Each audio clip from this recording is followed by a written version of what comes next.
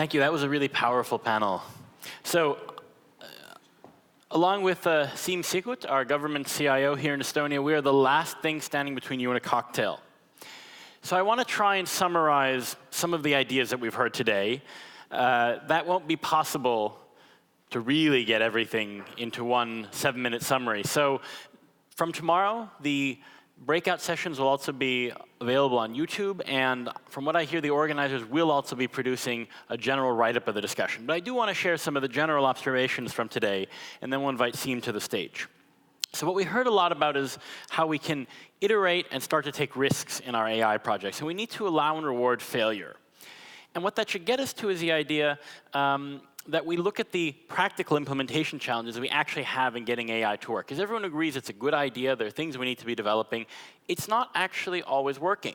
And we need to track how we're doing in our testing and share not just best practices, but also worst practices and mistakes. Because learning from those mistakes is really important to having an iterative process, and frankly is also a way to create a culture that doesn't punish failure.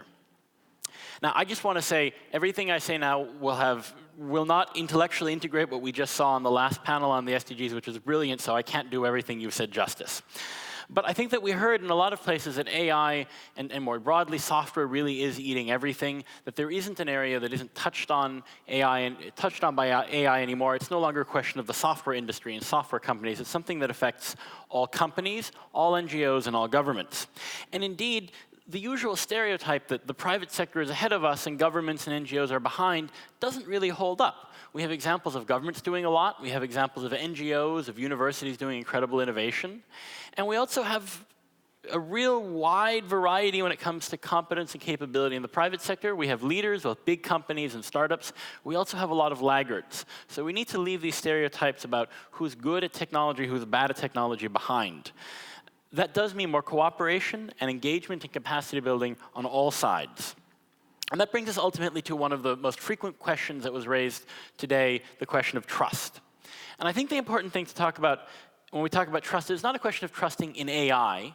It's a question ultimately of how do we trust in the organizations, the systems, the processes behind the AI, and how does that technology get built in a way that makes that organizational and human trust better? As I think Joanna said, trust isn't about people trusting computers, it's about people trusting people and the systems that they've built.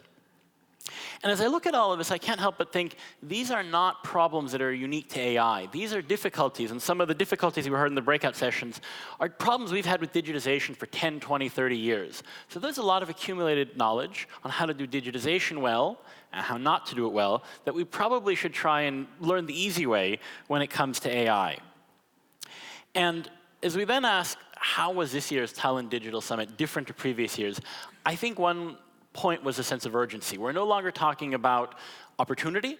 We're no longer talking about something that we should be doing. We're talking about something that we are doing, challenges we're facing now, and frankly, consequences if we don't act together. So let me just share a few concrete reflections from some of the breakout sessions. The Smart City session arrived at the conclusion that the city level really is an ideal location where we can see the effects of AI in action. This is where a lot of practical systems are being implemented that have an impact on people's immediate lives. And there, too, we're seeing how AI repeats some of the challenges we have in digital policy more generally. For instance, data sharing. Not a new problem, but becomes an issue again in AI and building training data sets and broader data sets between organizations, between different geographies. If we can solve the data sharing problem, we can build better AI with the attendant trust and data protection questions that come with that. And in the Smart Cities discussion, a final comment was raised on the need for cities also to be AI-friendly. So instead of blocking new experiments, these cities, such as self-driving buses, cities should also embrace the value of these experiments and look for opportunities. And some of these same ideas were repeated in the discussion on AI-powered government in general. I think the real takeaway there was a real plethora of examples of what governments are working on, dozens and dozens of examples from the ministers we had speaking. I hope that those get written up. There are also new forms of cooperation. Yes, we've all heard the word public-private partnership, but we also need to have new forms of cooperation between public entities, perhaps ways of sharing technology and thinking of code as a form of public infrastructure.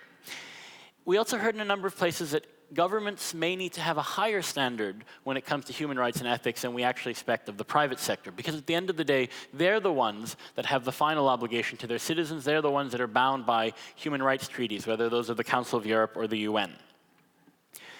In the session on AI and healthcare, I think the real takeaway was that there's massive potential, but there's a huge need for capacity building and a number of different ways in which the cooperation isn't quite working, for instance, in which data scientists and researchers aren't quite meeting up enough, or there aren't sufficient resources to take advantage of the opportunities we're brought out. So an area where much is being done, and we'll have a concrete example at the end, but where much remains to be done. Some similar thoughts from the session on AI and law. Technology is changing fast, but societies don't always change fast. And if we can't get people to trust these new technologies, then we might actually falter in implementing them. There was also the particular idea that sometimes when it comes to questions of AI bias and ethics, it's not that the AI is a problem. Actually, the AI points to problems in human bias and human ethics, and simply the machine is a little bit more ruthless in exposing those problems. We had a panel on AI and a discussion on AI and law enforcement, where on the one hand, the group talked about the threats that are faced, but also talked about the need for the police to therefore, for police and law enforcement to work harder on transparency, on openness, on internally educating themselves. So these aren't new challenges, but they're challenges that AI is making more immediate and present. And finally, there was a discussion on AI and democracy, where the participants agreed that the main elements that are needed for trust in AI are openness, transparency, and this is an important one, accountability. So not just talking about these things, but actually building processes that create feedback loops. I finally want to share a few notes from lunch. This was a meeting of the heads of delegation, and a few takeaways that were that the Prime Minister Ratas made from the Chatham House discussion. The first is that there is a good basis now, based on the discussion, to build AI governance on the basis of principles that were outlined by the OECD, by the G20, by the European Commission, and other bodies, but that we need to go deeper. Some of these principles are fairly high level, and they often don't grapple with the tricky, complex issues. Second, AI is a rapidly evolving technology, and this means that our governance and governance mechanisms have to be agile. We still have to try and find good practical tools also with regards to governance.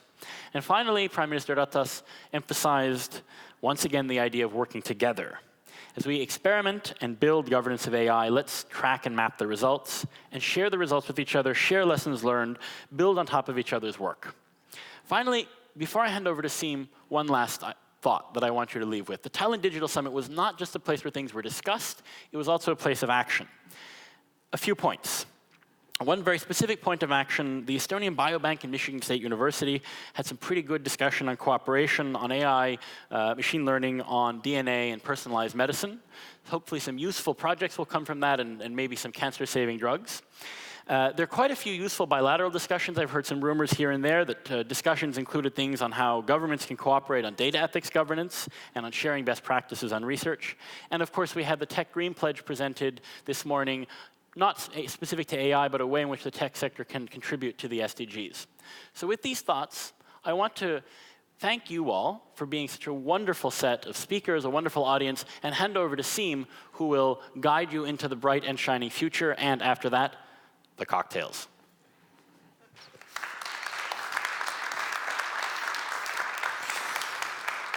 Thank you, Luukas, and join me in thanking Luukas actually for moderating the whole day. Good job, man. You are the bravest of the brave, so I'll be actually short. I think all of us here are overwhelmed, actually, all of you as well, I'm sure, by the sort of range of topics, discussions, but I mean everything's sort of still converging around the common goals. I think it will take time to sink in. It will take a bit of time to really sort of fully grasp what we covered. But to help that, as Luukas said, on our end, we can do all the best we can help by putting the summaries out, putting the videos out, so that this conference can keep going. You can go back and revisit some of these discussions. Like Luukas pointed out, there's actually quite a bit in terms of the exchanges that will continue from today, and that has been one of the greatest values we have seen of the summit through the years. It doesn't end here. Discussion goes on. And I think for governments, that's actually quite a bit for us to continue talking about. Now it's time to really start learning. I mean, for the last year and before, it was about to get going, start experimenting, trialing. Now it's really time to share on top of that. And how to do it best, that's actually the thing we need to agree upon. We haven't on purpose ever used the summit to come up with declarations or anything like that, but we hope, at least from Estonian government side, that through this we also continue dialogue on how to really have common views, because there's already quite a few topics still out there that we need to have common views upon. And as my Prime Minister has said, that look, these countries here, we do actually share the background and we should be there out as a common voice. Now, a few things more. We do welcome your feedback. In the good best practices, or in the vein of good best practices of design and tech, we want to iterate, we want to get better. Anything we can do better, well, keeping time we're happy to improve upon. Secondly, should it be next year? You're welcome back. We want to continue these discussions. And I'm sure the cocktails will help with that.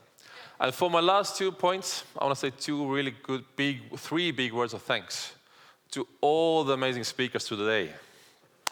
This wouldn't be possible without you. To all the participants, all of you other guys, and sort of everyone online, thanks as well.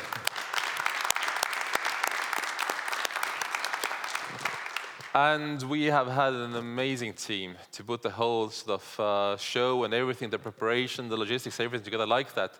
I don't know if Lina and Maria, Lisa and others are somewhere in the room, but exactly you guys rock the most. Thank you. And cheers now. Cocktails. See you soon.